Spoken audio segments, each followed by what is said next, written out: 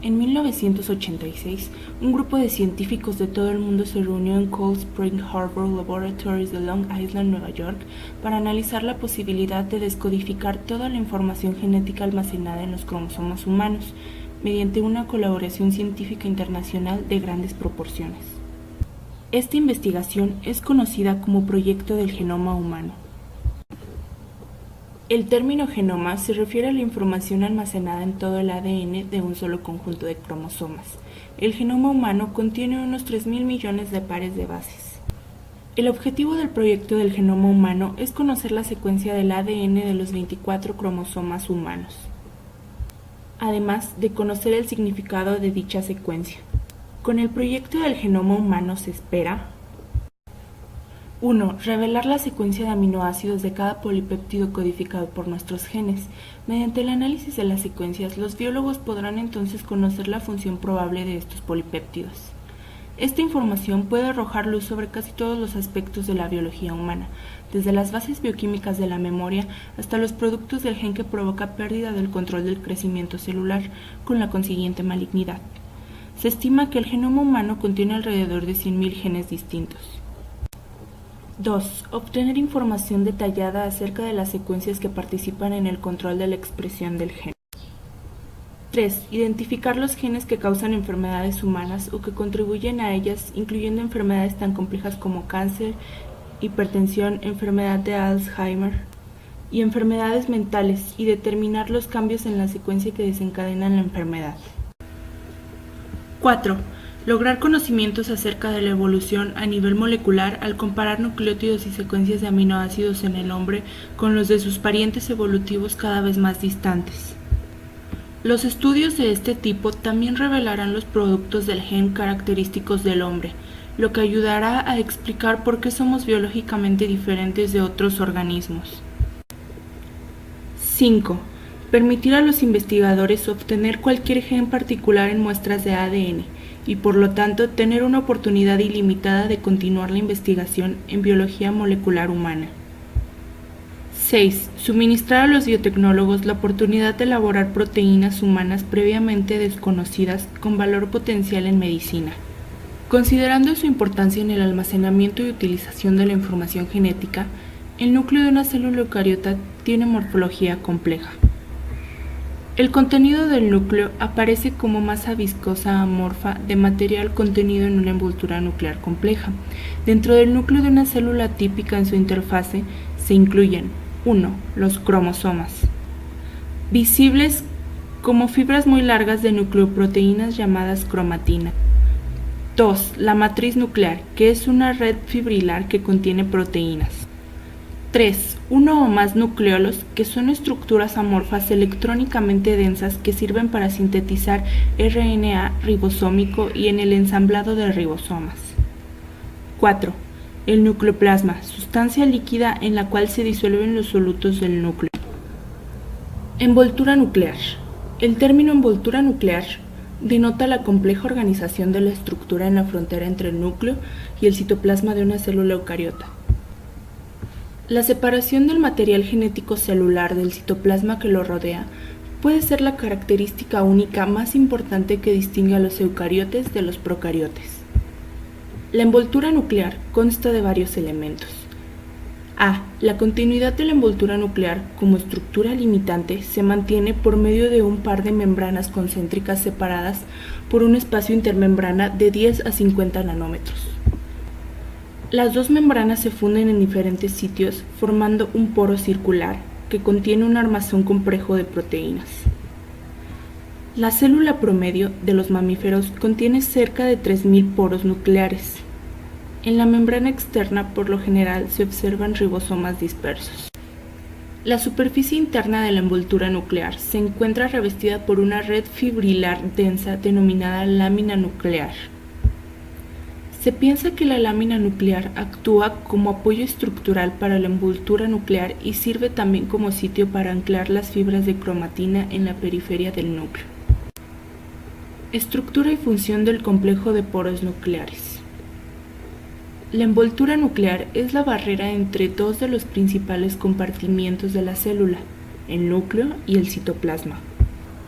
y los poros nucleares constituyen la puerta a través de las barreras. La envoltura nuclear es un punto de gran actividad para el movimiento de ARN y proteínas en ambas direcciones entre los compartimientos que separan. La duplicación y transcripción del material genético dentro del núcleo requiere la participación de numerosas proteínas que deben sintetizarse en el citoplasma y transportarse a través de la envoltura nuclear. Puesto que materiales tan grandes como las subunidades ribosómicas pueden deslizarse a través de los poros nucleares, podríamos asumir que son simplemente canales abiertos, pero es todo lo contrario. Los poros nucleares contienen un aparato denominado complejo de poro nuclear. La capacidad de moléculas grandes, como proteínas y nucleoproteínas, para pasar del citoplasma al núcleo depende de que sean o no residentes normales del núcleo. La introducción de proteínas al núcleo ocurre en varias etapas. En el primer paso, la proteína que debe introducirse se une a un receptor, que al parecer se localiza a lo largo de los filamentos que se prolongan al interior del citoplasma, desde el anillo exterior del complejo del poro. La interacción entre la proteína nuclear y el receptor conduce a la proteína hacia la cara citoplásmica del complejo del poro nuclear. El desplazamiento de la proteína a través del poro requiere la energía liberada por la hidrólisis de ATP y se cree que implica un cambio en la conformación del transportador. El cambio de conformación puede abrir un canal acuoso en el centro del transportador y permitir que las moléculas unidas entren al nucleoplasma. Por lo contrario, los materiales que pasan al núcleo, al citoplasma, tal vez provoquen la abertura de un transportador en la dirección opuesta. Un solo poro nuclear permite el paso de proteínas y la salida de ARN. Cromosomas. Al parecer, los cromosomas se muestran al principio de la mitosis y desaparecen una vez que ésta se concluye, por lo que plantean a los citólogos una de las preguntas más importantes, pero desafiantes: ¿cuál es la naturaleza del cromosoma en la célula mitótica? Cuando se observan con el microscopio electrónico, la mayor parte de los organelos subcelulares revelan una estructura que proporciona muchos conocimientos acerca de su organización y su función. El empaquetamiento del genoma.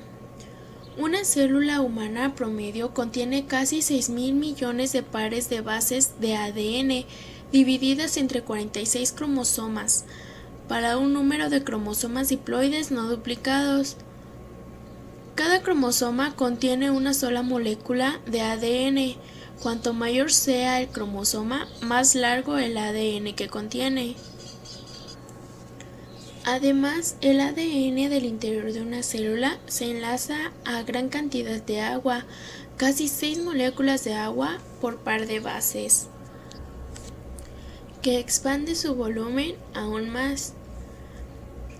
¿Cómo es posible fijar 2 metros de ADN hidratado en un núcleo de solo 10 micrómetros de diámetro y más aún mantener ADN en el estado accesible a enzimas y proteínas reguladoras? Desde hace mucho se sabe que los cromosomas contienen fibras de una sustancia llamada cromatina, compuesta de ADN y proteína. Las proteínas de la cromatina por lo general se dividen en dos principales grupos: histonas y proteínas cromosómicas no histonas. Las histonas constan de un grupo de proteínas básicas pequeñas, bien definidas, y las proteínas cromosómicas no histonas incluyen numerosas proteínas reguladoras enzimáticas de estructura muy diversa, la mayor parte de las cuales aún están bien caracterizadas. La cromatina también contiene un pequeño porcentaje de ARN, compuesto sobre todo de cadenas de ARN en diferentes etapas del proceso de formación de ARN implicado en el empalme de los ARN mensajero. Nucleosomas. El menor nivel de organización de los cromosomas. El empaquetamiento ordenado de ADN eucariota depende de las histonas, un notable conjunto de proteínas divididas en 5 grupos distintos, fáciles de distinguir por su contenido de lisina y arginina. Las histonas se diversifican aún más mediante algunas modificaciones de los aminoácidos como fosforilación y acetilación, que ocurren luego de la síntesis de polipéptidos. Las secuencias de aminoácidos de las histonas, particularmente H3 y H4, han sufrido muy pocos cambios a través de periodos muy prolongados de la evolución.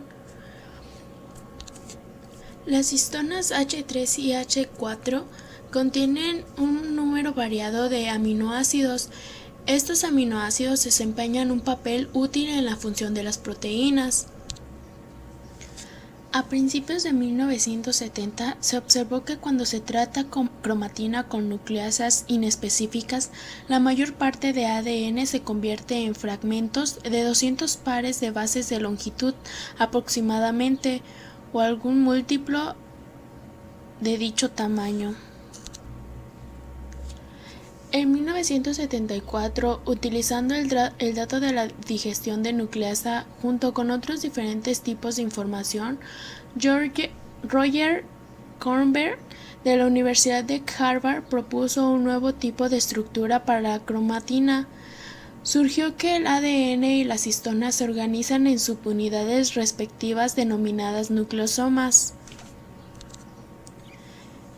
En la actualidad, se sabe que cada nucleosoma contiene una partícula central de nucleosoma que consta de 146 pares de bases de superhélices de ADN enrolladas en casi 2 veces alrededor del complejo cuneiforme de 8 moléculas de histonas. Las partículas centrales del nucleosoma se conectan entre sí mediante un tramo de ADN de unión de longitud variable, pero en condiciones típicas de casi 60 pares de bases. Según se analiza, una molécula de histona H1 normalmente se localiza justo fuera de la partícula central del nucleosoma y se relaciona con ambos extremos del ADN conforme entra y sale de la partícula central. La interacción entre histonas y el ADN es principalmente estructural y relativamente independiente a la secuencia de nucleótidos. Y aunque el enlace de histonas a ADN no sigue una secuencia específica, no se puede deducir que las partículas centrales del nucleosoma necesariamente se sitúen en sitios al azar dentro de determinado gen. En realidad, se ha demostrado que ciertas partes de los genes poseen una relación invariable con las partículas nucleosómicas centrales cercanas. Así, la capacidad de ADN para incurvarse alrededor del núcleo de la histona también es un factor en la posición de los nucleosomas. Se cree que el siguiente nivel de empaquetamiento de las moléculas de DNA dentro del núcleo ocurre cuando los filamentos de cromatina se organizan en una serie. Está unida en su base a proteínas específicas, incluyendo una topoisomerasa tipo 2, que presumiblemente regula el grado de superenrollamiento del asa de DNA. Las asas de DNA pueden actuar para dividir el genoma en dominios que contengan un solo gen o un pequeño conjunto de genes enlazados expresados por un mecanismo regulador común. Un conjunto haploide de cromosomas humanos contiene casi 60.000 asas. Este es el mismo orden de magnitud del número de genes que se cree contiene el genoma humano. Las asas de fibra de cromatina se dispersan dentro del núcleo y no es posible observarlas. Por ejemplo, cuando se tratan cromosomas mitóticos aislados, se observa que el DNA libre de histona se extiende hacia afuera a partir de un armazón de proteínas que forma asas. Los cromosomas mitóticos representan la etapa última del empaquetamiento de la cromatina, heterocromatina y eucromatina. Luego de concluir la mitosis, la mayor parte de la cromatina que componen los cromosomas mitóticos se dispersa y regresa a su condición difusa de la interfase. En la mayor parte de las células, casi 10% del material cromosómico permanece en forma condensada, compacta durante la interfase. La cromatina que permanece condensada durante la interfase se denomina heterocromatina, para distinguirla de la eucromatina que vuelve al estado disperso. La heterocromatina se divide en dos categorías: heterocromatina constitutiva y heterocromatina facultativa, según su permanencia en estado compacto. La heterocromatina constitutiva permanece en estado condensado en todas las células, en todo momento. Por lo tanto, representa al DNA permanentemente silencioso. El DNA de heterocromatina constitutiva consta principalmente de secuencias altamente repetitivas y está desprovisto de genes que codifican proteína. Cuando los genes normalmente activos se desplazan a una posición adyacente a la heterocromatina, tienden a desactivarse por sí mismos, fenómeno conocido como efecto de posición. La heterocromatina facultativa es una cromatina específicamente inactivada durante ciertas fases de la vida de un organismo. Un ejemplo de esto es comparar las células de un mamífero hembra con las de un mamífero macho, puesto que los cromosomas X y Y tienen muy pocos genes en común. Los machos solo tienen una copia sencilla de los genes transportados, aunque las células de la hembra contienen 2 cromosomas X. Solo uno de este par representa actividad de transcripción. El otro cromosoma X permanece condensado, como un grupo heterocromático, denominado corpúsculo Barr. Se cree que la formación de este es un mecanismo para garantizar que las células hembras y machos tengan el mismo número de cromosomas X activos. La genetista inglesa Mary Lyon propuso que en todas las células de los mamíferos hembra ocurre heterocromatización de un cromosoma X en las etapas tempranas del desarrollo embrionario. Este proceso se denomina inactivación X. El mecanismo causante de la inactivación X ha sido foco de atención, en la que se sugirió que la inactivación la inicia una molécula de RNA en vez de una proteína transcrita de uno de los genes, localizado en un cromosoma X. Por lo demás inactivo, las moléculas de RNA pueden actuar directamente como regulador de genes. Estructura del cromosoma mitótico. El estado disperso de la cromatina durante la interfase de la célula favorece la duplicación y transcripción del DNA. Por lo contrario, la cromatina de una célula mitótica se encuentra en estado más altamente condensado, lo que favorece la dotación de un paquete íntegro de DNA a cada célula hija.